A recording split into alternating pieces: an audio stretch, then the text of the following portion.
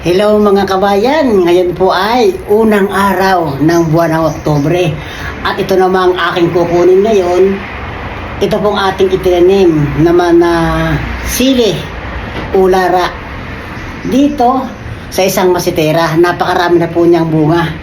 Kung makikita niyo naman talagang yan, talaga namang namumula. Kaya ito, atin ang kukunin. At dahil nga kahapon, yung huling araw naman na September, yung pechay naman o pakchoy ang ating kinuha. Kaya ito naman ang ating isusunod.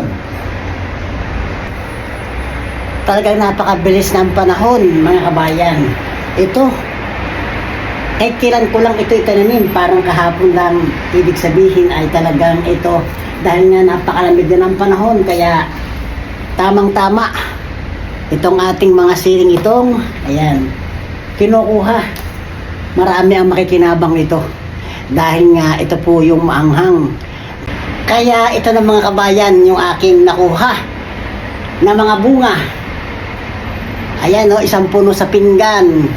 Kaya marami po ang makikinabang dito sa ating kinuhang ito. At meron pa yang mga bunga. Ayan, kung makikita nyo naman.